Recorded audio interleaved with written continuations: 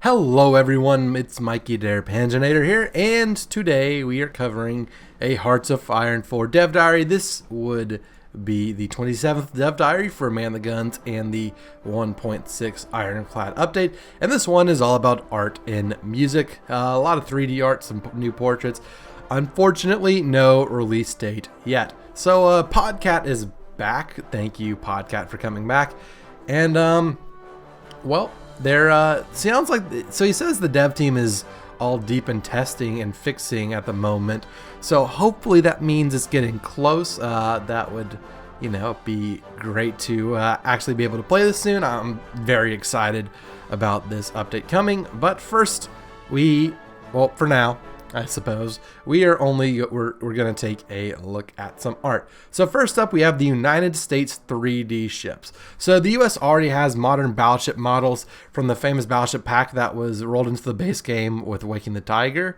And so now we have a model for an older US battleship, which is represented by the USS New Mexico ship in World of Warships. Well, actually, most of these are ships in World of Warships of some sort. So, if you want to see these ships in a little more detail and in action, be sure to look in the channel for that. But anyways, so you got the New Mexico, then the heavy cruiser USS Pensacola, which is apparently owners of heavy cruiser pack, or the famous heavy cruiser pack, get it at higher tech levels. The Brooklyn for light cruisers, and the Fletcher for destroyers. And it appears the Fletcher might even be the kit layout with only one torpedo tube set up. Can't tell from that angle. So America's getting a rework. Also, the British are getting a rework, so some new UK 3D ships. You have the HMS Nelson for the early battleships. You have the County class heavy cruiser, the Leander class light cruiser, and then all the way on the left you have the Tribal class destroyer. More 3D models. We've seen some of these, but seeing these up close. Amphibious armor. So let's see. So for the British, it looks like you have the Cromwell DD, which never left the drawing board. The Schwemmpanzer 2, which literally looks like the Germans just welded some giant empty pontoons onto the side of a Panzer 2. For Japan, you got the Type 2 Kami, which is a converted Hagyo light tank. Soviet T-40, which I don't know how that's amphibious, but apparently it is.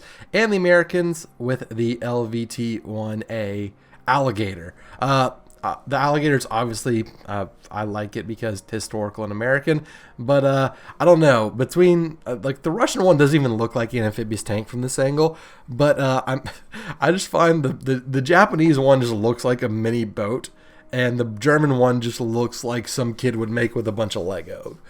You give kid a bucket of Lego pieces, and it looks like he'd make the Strumpanzer too.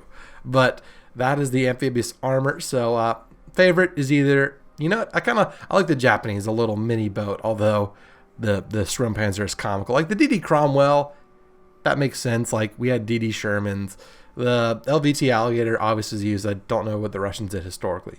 So in addition, there are also models for amphibious mechanized. So you have the British Terrapin, which looks very modern, I must say, having wheels instead of tracks. But next to it is the LVT-1, which is an amphibious, which is going to be the generic model for amphibious tractors. Then you have the German Landwasserschlepper, the Japanese, the Type 4 Katsu, which apparently you can kind of tell there's torpedoes, but the torpedoes were removed for safety reasons, according to Podcat. And then you have the American LVT-2, which is the American model. So the one on the far right is the American model. The one kind of second from the left is an American design, but going to be what they have for a generic. I must say Japan and Germany still in a race for first. I mean, obviously like the American one because, that's my country. The old American one looks ugly, so yeah, generics, have fun with that. Again, the British one looks very modern, I must say, but the German one looks like they took an escape ship, like they have these little lifeboats for oil rigs or modern lifeboats, and just slapped on some tank tracks underneath it. The Japanese one again looks like a boat with tracks more than a tank that can float. in addition, some new countries being added. So we have Mexican 3D models. You have the airplanes, the Zeus and the Ascarate. Good luck with me on that one. I don't know which one's which, but looks older fighter and newer airplane. And the Mexican soldiers have the famous Mondragon self-loading rifle, which, historical note, is the first semi-automatic combat rifle adopted as a universal service rifle, and also the first semi-automatic universal service rifle retired after very short lifespan and very costly. And then also, of course, the Dutch have some 3D models. So the Dutch are wielding the M41 Johnson rifle. If you haven't watched the live streams, Bratton talks about this. Basically, the Dutch needed guns, and the M41 lost the contract to be America's service rifle to the M1 Garand, so the Dutch bought a bunch of them and used those as their main ones. And the Dutch planes are the Fokker D21 and the Fokker TV. You have the DAF truck, in addition to the M41 Johnson, the Dutch also have MP28s, and they even added models for East Indies soldiers. So I recommend everyone follows the link below in the description to go check out the Dev Diary, because, well, that's how you're going to be able to listen to the music and see the little video that they put together. So now it's time to start talking about music. With Man the Guns, they have started to have more distinct music, even within a nation, and America and all the civil wars was perfect to test this. So the expansion comes with 4 new songs. Their first one is a general democratic song, which is appropriate for America and the British. That is quite upbeat. Then there's a communist American song that takes a lot of inspiration from Soviet propaganda and folk music set to the vibe. Podcat likes that one, and he put a little smiley emoji. The third one is a Confederate America song that tries to walk the line between a somber military mood, Southern nostalgia, and American tunes. There we go. Dixie intensifies here. Hopefully it includes some banjo. We'll see. And then fourth, general democratic song that is a lot darker and more ominous, fitting either for a nation under a lot of pressure, they kind of had submarines in mind when composing it, or something like when the UK's monarchy is started to be a little evil. So let's see. So quoting the Dev Diary. So for example, we have set things up so the Confederate song plays as the player nations start to drift from democracy, like the communist tune plays as the player changes that direction. Of the above songs, the absolute hardest to get right was a Confederate song. We weren't quite sure how to get it to sound like we envisioned, but our composer tried a lot of different ways until when they, on the 4th try, got something that really clicked. And if you listen to the video in the Dev Diary, you can hear some small parts of it. So that's the music, and now we have some 2D art. So 2D art, there's a bunch of new portraits. So you can tell some of the Mexican ones. Wilhelmina stands out here. I'm sure you can. Which one is Queen Wilhelmina? Can you tell? You got the little Catholic dude, which I think is from Mexico, in the bottom left. And just, I'm not going to go through all of them, but some interesting guys nonetheless. And then they have also added generic portraits for admirals across the world, because they had a need of them. So a couple of these kind of stand out to me. The one on the bottom row, second from the left, kind of looks like Gandhi with the mustache and the glasses. And on the top row, third from the right, kind of looks like a more Asian Elon Musk.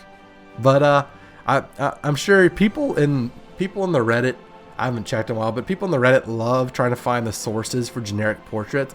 Although some of these do look like they just took other portraits and just naval-ized them. Like in the middle row and third from the left, like that guy looks very familiar, I think. I don't know. But you know what? More portraits is a good thing. Better than having the clone armies. And finally, final piece of 2D art. They have updated the naval tech icons to get unique designs for each ship type.